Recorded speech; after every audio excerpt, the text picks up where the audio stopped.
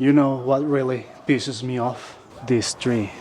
Because it's been 2 months after fall and the leaves they still there. But more important than that, something that really pisses me off is people who offer your help. Your help to someone else as a way for them to look good. And I used to hate that, like, oh yeah, yeah, he can help you, he'll take you there, or he'll do it. And I was like, why? If you don't want to do it, well, if you want to help, do it yourself. But it's a way for them to look good and you to look bad because you don't get any of the thanks because sometimes you're not in the mood. You do it like not really jolly. So you look bad and people get uncomfortable and it doesn't even count. And the other people is like, oh yeah, yeah, he helped me. He's a good guy because he or she made you do the helping. But we could only help so many people, right? And we want to be able to choose who we help, not let someone else make us choose for us. We're just tools for them. And then we're not going to be happy. We're going to look bad. They're not going to be thankful to us, and they shouldn't. They're going to be thankful for the other guy, for the guy who make you, who use you as a tool for them to help. If they want to be nice, if they want to help, do it themselves. And I know I'm sounding here like am I the asshole of the subreddit?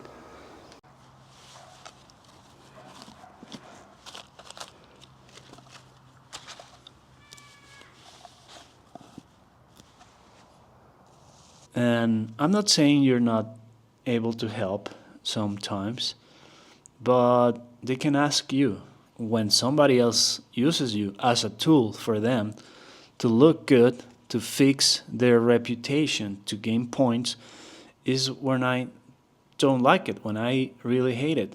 And it's because I think that this is something some governments do. I think my government is doing this, your government does this. And it's like a get out of jail free card. I can be an ass, I can be a thief, but then people will like me. It's not sustainable. I think the example that I thought, like, maybe I don't understand that, but this sounds to me like what socialism does. I'm not being political, I'm just trying to make a comparison. Maybe I'm wrong. But the point is, like, to me, what I understand is communism, it's a bad idea. It's a bad idea that benefits a few. And those few, the way they can make it work is to choose a minority that they're gonna attack, take away from, and then a small part of that they're gonna give it to some majority that it's gonna help them stay there.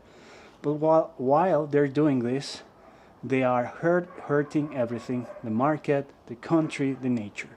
And I think a way to see it, it's like imagine you have a neighbor, a rich neighbor, and he has a mansion, and he's the president of the neighborhood, and he's doing some shady stuff. He has, like, maybe he doesn't respect the sidewalks. He takes water from the Commonwealth, whatever you call it.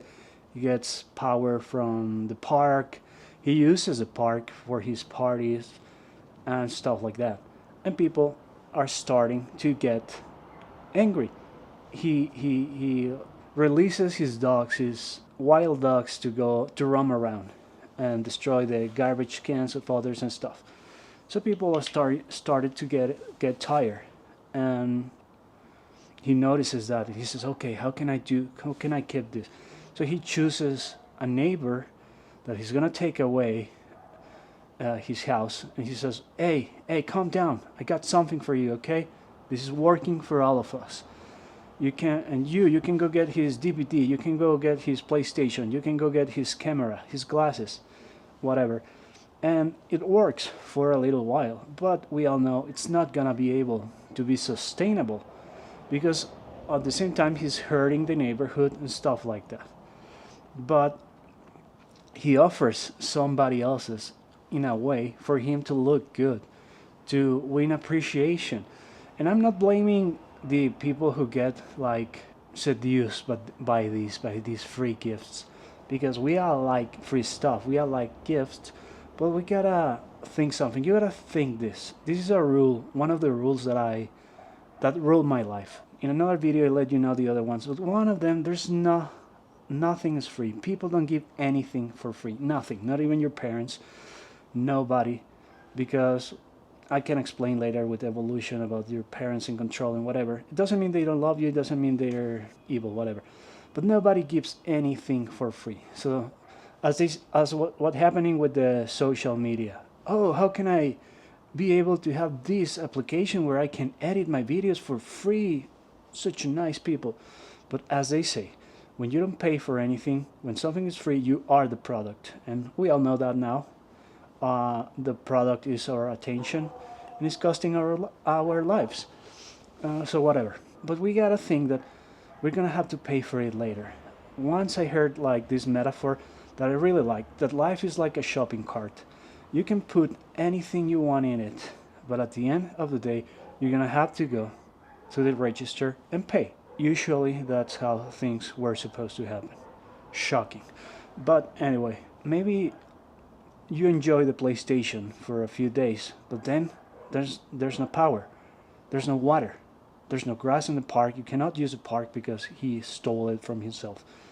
And I think it's really dangerous because I see it happening more and more in many places. So I don't know if I have the solution. To me, it's really useful to think about stoicism because it can give you like some values that you can start with. Temperance, courage, wisdom, and I forgot the other one, justice. And yeah, that's gonna be it. Hopefully you can extract the message that I'm trying to give. I'm trying to get better, to put my ideas, but I still want to be these like more authentic kind of videos, like the good old days, because they're gonna have a comeback. This is gonna be another video, but I just want to mention it to you. What I've been thinking with the AI slop and everything knows everything, or can think that they know everything. You can ask whatever you want at whatever time you want. So knowledge isn't. It seems like it's irrelevant, but what I've noticed is that it's not about knowing facts. It's like the Stoics say, wisdom is useful intelligence, something like that. You need to nurture your brain. So to me, it's like kneading. You can knead the information to get wisdom, to extract wisdom.